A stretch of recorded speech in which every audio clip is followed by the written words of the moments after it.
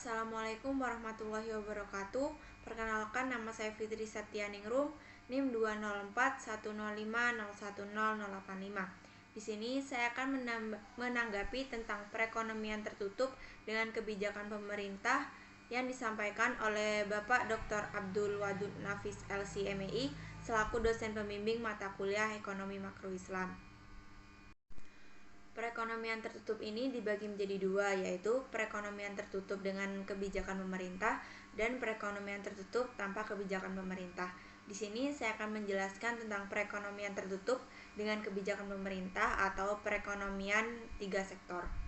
Nah, perekonomian tiga sektor ini adalah perekonomian yang meliputi kegiatan dalam sektor perusahaan, rumah tangga, dan pemerintahan. Kemudian yaitu adalah siklus perekonomian tiga sektor. Tiga sektor ini meliputi sektor perusahaan, pemerintahan, dan rumah tangga. Dan siklus ini saling berkaitan antara satu sama lain.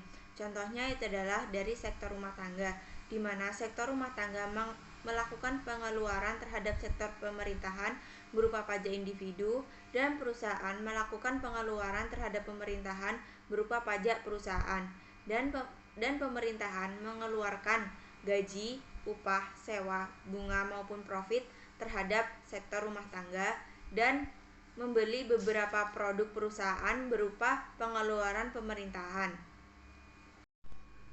Adanya campur tangan pemerintahan menimbulkan dua perubahan penting.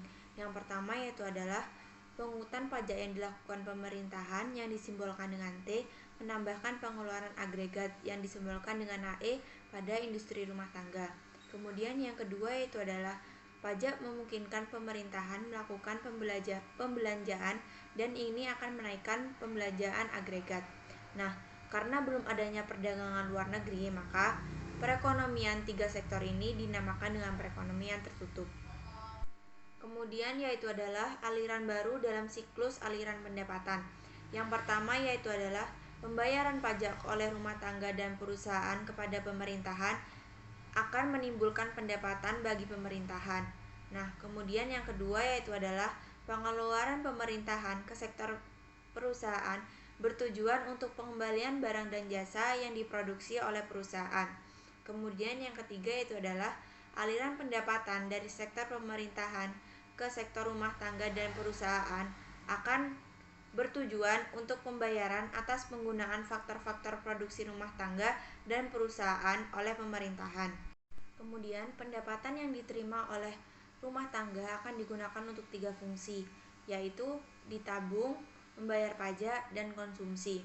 Nah, dalam keseimbangannya berlaku persamaan Y sama dengan C ditambah I ditambah G, di mana Y ini merupakan pendapatan dan C ini merupakan konsumsi dan I merupakan investasi dan G merupakan government. Nah, kemudian untuk tiap tingkat pendapatan nasional berlaku persamaan Y sama dengan C ditambah S ditambah I, di mana S ini berupa saving atau tabungan. Kemudian syarat keseimbangan yang pertama yaitu adalah penawaran agregat yang disimbolkan dengan AS sama dengan agregat demand yang disimbolkan dengan AD. Kemudian yang kedua yaitu adalah dalam perekonomian yang tidak melakukan perdagangan luar negeri, maka penawaran agregat sama dengan pendapatan. Sehingga pada keseimbangan pendapatan nasional berlaku persamaan C ditambah I ditambah G sama dengan C ditambah S ditambah T.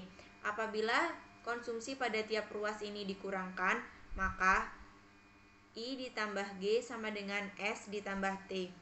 Nah, investasi dan government ini merupakan suntikan ataupun pendapatan. Nah, sedangkan untuk saving dan tabungan ini merupakan bocoran ataupun pengeluaran.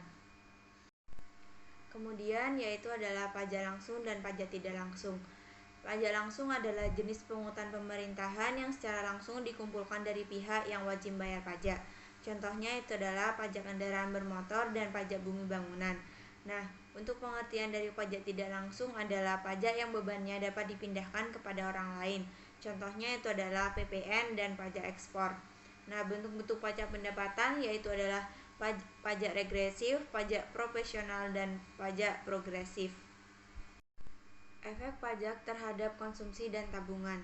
pajak akan menurun pendapatan disposable yang disimbolkan dengan YD sejumlah pajak yang disimbolkan dengan T. Sehingga pendapatan disposable sama dengan pendapatan dikurangi dengan pajak. Karena pendapatan disposable turun, maka konsumsi dan tabungan juga turun.